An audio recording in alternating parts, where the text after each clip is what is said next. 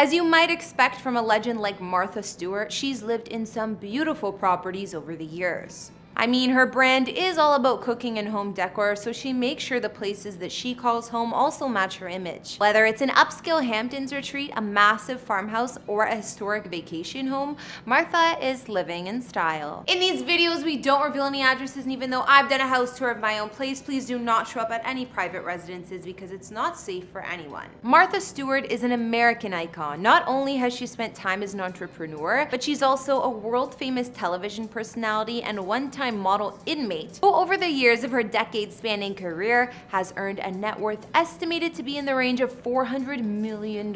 These days, the Martha Stewart brand is still an integral part of Americana. So in that way, it's pretty fitting to discover that Martha has homes located all around the northeastern seaboard of the United States. In fact, she's been growing her real estate profile since the 70s, and over the years, it's expanded to include half a dozen properties, only a few of which she actually spends much time in herself. For instance, the first property she ever picked up was a gigantic farmhouse located in Westport, Connecticut. Shortly after, she purchased another sprawling estate when she found a property located in the hamlet of Katona. And then there's Martha's stunning woodland retreat located on Mount Desert Island known as Skylands. And that's only the beginning of her homes. Hey guys, it's Kara, back with another exclusive house tour here on Famous Entertainment, this time checking out the homes of none other than Martha Stewart. Don't forget to like, subscribe, and hit me up on Instagram to chat. Now let's get into this video.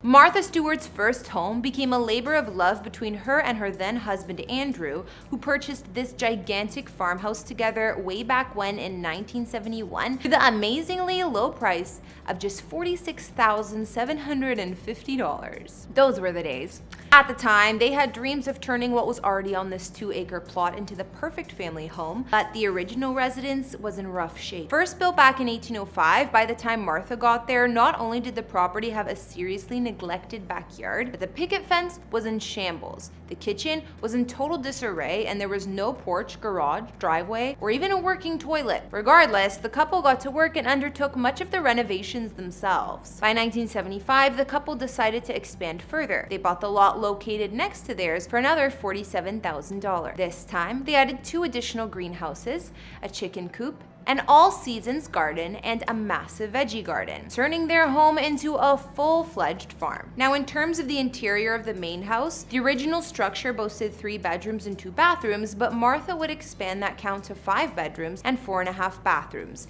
increasing the overall square footage to 6,710 square feet. Martha was so hands-on during the reno, she even got down on her hands and knees to stencil the wooden floors while also painting the remarkable mural that highlights the front hallway. Since moving here and undertaking all of these renovations, Turkey Hill, as it's come to be known, is what many people consider to be Martha's most iconic home. Not only did Martha fill its halls with some of her most enviable antiques, but it was in this very house that Martha would write several of her first cookbooks, including Entertaining, which gave her fans an in-depth look at her dining room. This was complete with her grandmother's china and even her mother-in-law's silver. Martha would live in this house for 30 years. She only moved out and started spending time in her litany of other properties in 2007. At that point, she sold the farmhouse for $6.7 million. Dubbed Cantito Corners, Martha Stewart's current sprawling farmhouse is 153 acres of land that she purchased back in 2000 for the whopping price of $15.2 million and located in Bedford, New York. Sold to Martha by the family of Ruth Sharp, a millionaire who had owned the property for 50 years before her passing, this estate is composed of several buildings strewn throughout the immense grounds, making it look more like a village than, say, a home. When staying on this property, Martha resides in a 3-story farmhouse first built in 1925 and often referred to as the Winter House. This structure features a spacious front porch, a fireplace, and stylish dormer windows. After taking on the property, Martha reached out to architect Alan Greenberg Greenberg to expand the main farmhouse. Not only did he turn an old garage that used to hold farming equipment into a brand new entertaining space just off the kitchen, but he also took a nearby barn and turned it into an office project room for Martha's endless amounts of arts and crafts. In addition to Martha's main residence, there's also a colonial structure that dates back to 1770, which once served as the original home for the property, called, poetically enough, Summer House. There's also a cottage, a guest house known as Maple Avenue House, and a more contemporary home built towards the back of the property. Rounding things out are a series of horse stalls, barns, and greenhouses. And for a finishing touch, Martha imported cobblestone from Elizabeth, New Jersey, the state where she was born and raised, to pave the courtyards throughout the property. No ifs, ands, or buts about it. Those two homes are fantastic. But when Martha's looking to get away for a little R&R, she also has a couple of vacation properties that are also enviable. Let's start with her historic house located in Maine. Martha calls it Skylands, and it sits on Mount Desert Island. Like many of Martha's other homes,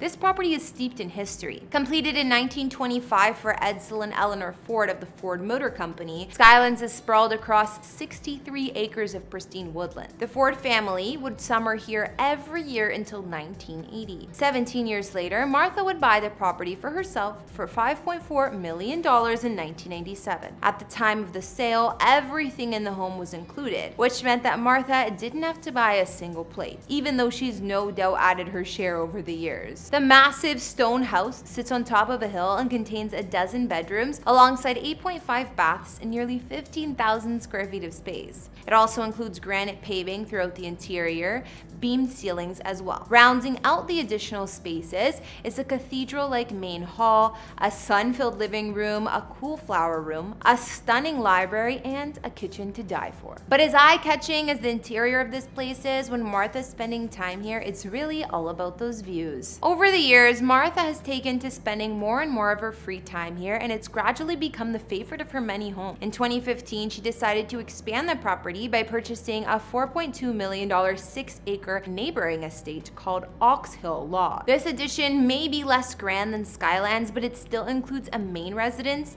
that boasts 9 bedrooms, 7.5 bathrooms, and roughly 6,800 square feet of living space. Finally, we've come to Martha's Hamptons escape. She fell in love with the Hamptons during a summer spent at Kurt Vonnegut's home in the 90s and became so enchanted with the idea of living there that she found her own slice of heaven and purchased what has come to be known as Lily Pond Lane in 1995 for $3 million.